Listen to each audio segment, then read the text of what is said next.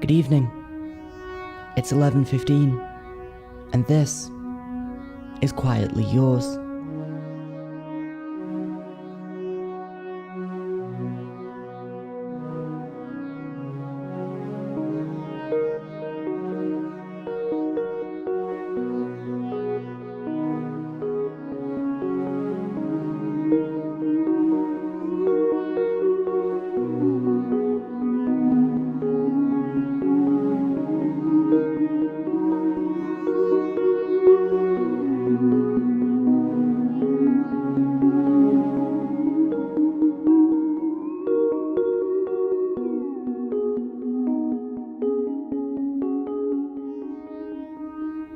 Welcome.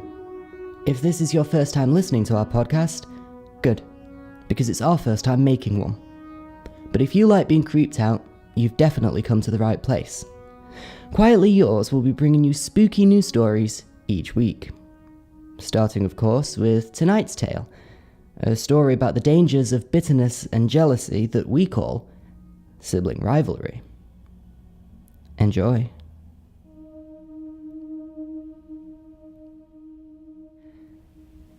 I've been invisible my whole life.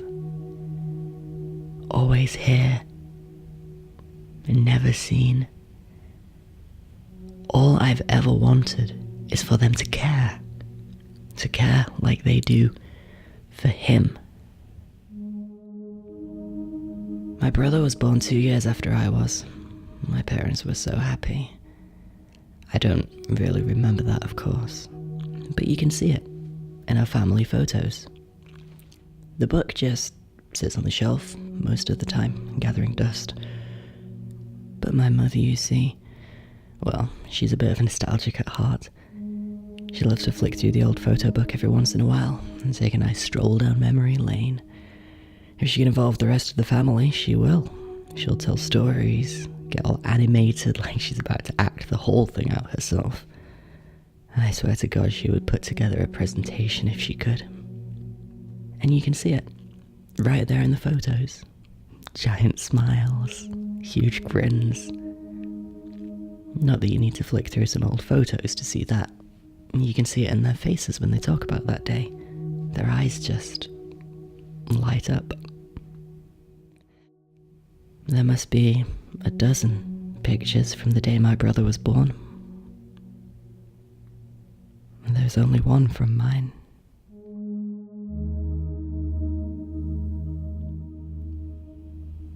Birthdays were even worse. It wasn't so bad to begin with. It was hard, yeah. Seeing them throw him parties, big parties, with friends and balloons and games. The kind of party every kid dreams about. At least, well, I assume that's what every kid dreams about. It's what I dreamed about. And my birthday? Well, on my birthday, it was just us.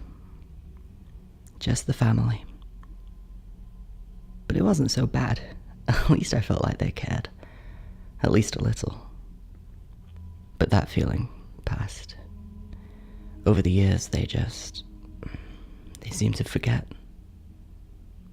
Maybe they remembered and just kept it to themselves, avoided making a fuss. I don't know. Maybe they did just forget entirely. But like I said, I could deal with that. It wasn't a fun childhood. I wouldn't even say a good childhood, but it was okay. I survived. It wasn't until David and I hit the teenage years that things started to get unbearable. It was clear by that point that they just didn't remember my birthday. But his birthday? Oh, well, they continued to celebrate, and each year seemed bigger and better than the last. It's like now he was a teenager. Suddenly he was hitting all of these milestones, and there were bigger and greater reasons to celebrate. I'm older. But it didn't matter. By this point, my birthday was just another date, like any other. And I could have dealt with that. I really think I could. But then he seemed to just start excelling at everything. And me, I wasn't on the football team. I wasn't getting straight A's in maths and English. How could I? It's like everything he did was a big deal. He didn't even have to try. And me, well, I was left feeling like nothing. Again. I know, it sounds petty. Spending my days seething at my brother, living in constant jealousy, but you can't understand it. Not until you're in that situation. It was every day, constant. And at first it's no big deal, but the years pass and it starts to eat away at you, bit by bit, until there's no emotion left but anger. This horrible, primal anger just burning deep inside of you, and that's blinding. Totally blinding. And that's how it happened. That's how I found myself and stood behind him at the top of the stairs, frozen in a moment. Could I do it? I didn't pause to think. I didn't want to think. I was filled with anger and I just wanted to act, so I acted. I pushed.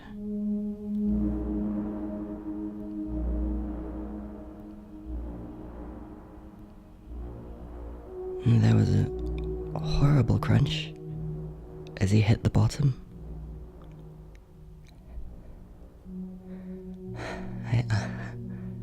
I'd done it. It worked. I couldn't believe it.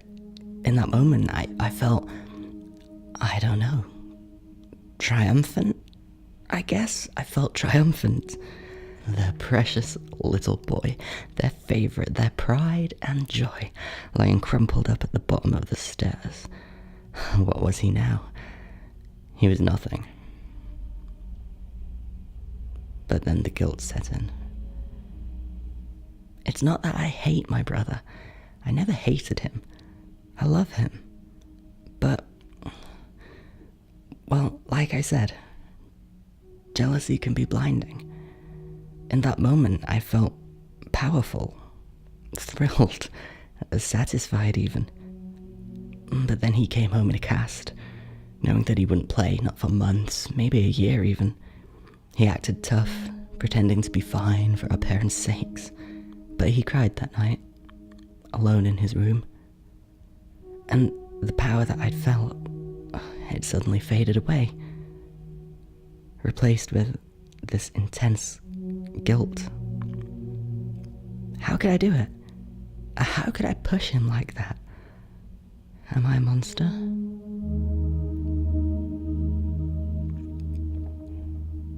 I don't know what I am.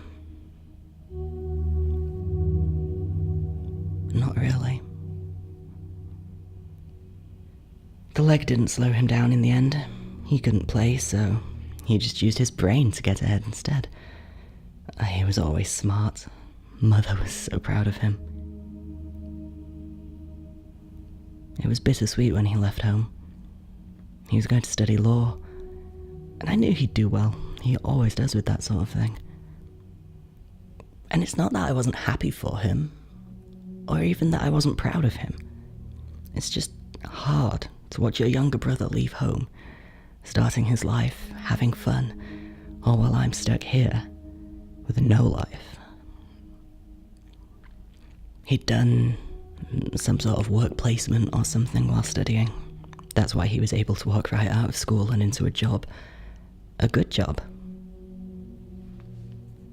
After he'd left, I thought that was it. I thought he'd stop stealing all of the attention. My mother could be all mine. It could never be the same, of course.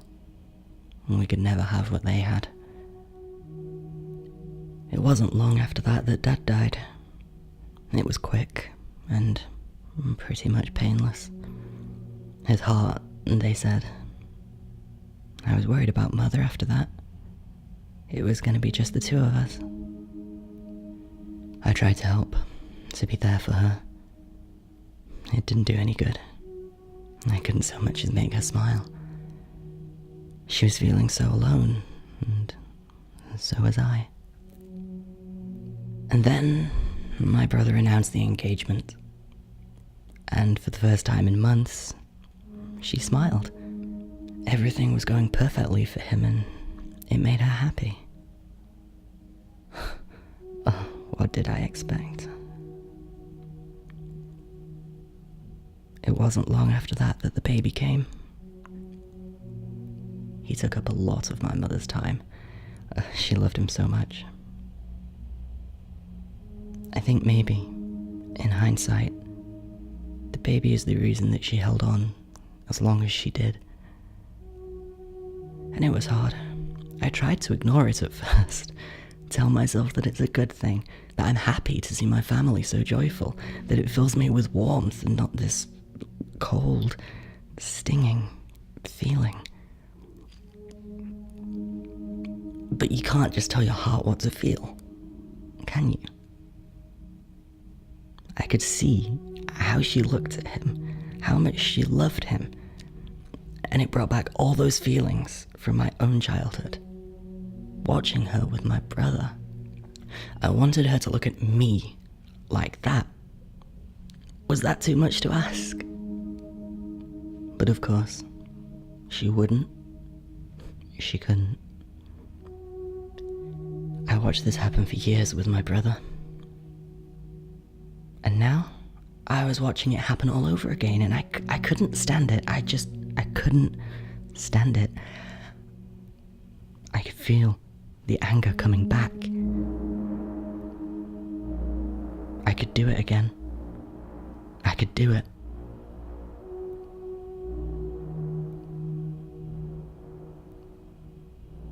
It crossed my mind. She was right there, standing on the top step, and I could just reach out and push and... But I couldn't do it. I didn't want to hurt her. My own mother. I was just... hurt.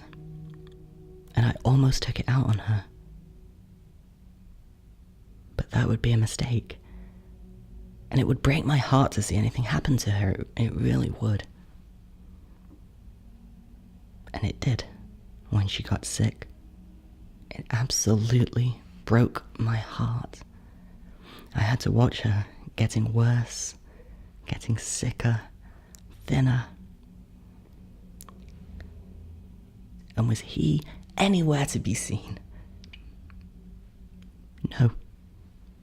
She would call him all the time. Sometimes he'd stay on the line 10 minutes, 15 minutes, if she was lucky. But he never found the time to visit. Always busy. His baby, his wife, his job. I don't know. At least he was there at the end. She was so happy to see him. But it wasn't enough. She was so weak. I was amazed that she'd made it this far. In a way, I think she was waiting for him. She needed to see him again. It was the only thing that kept her holding on. And now, she'd had her chance. She'd said goodbye.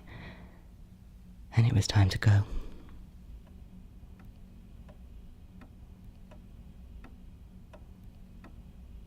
She died at 5:30. It was peaceful. She looked like she was about to fall asleep. She let out a gentle sigh, and her eyes glazed over, unfocused. And then they fixed on me.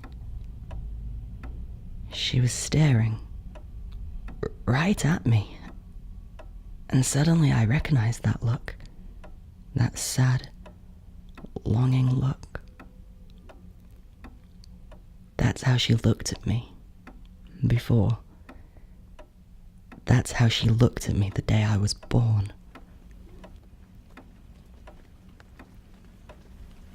She held me so tight, so close. She never was religious, but she prayed that day. Prayed for a sound, a cry, a gurgle. Prayed for me to move my hand, for me to open my eyes. But it was no use. I was gone.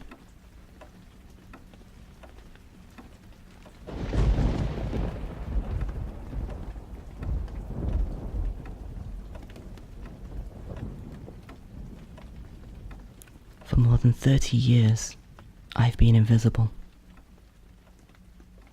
But not now. For more than 30 years, my brother has had everything. All of my mother's time, all of her attention. But not now. Not here. Not at the end where everything is stripped away. Because at the end of it all, it's me. Me that she's thinking of. Me that she's always wanted deep down. Not him. Not my brother. She didn't die looking at my brother.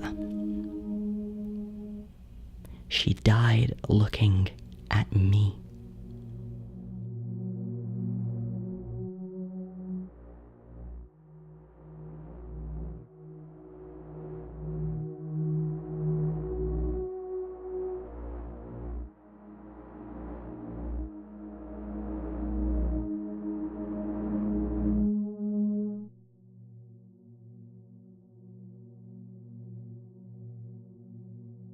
If you're listening to this in bed, it's time to admit that you're not going to sleep now anyway.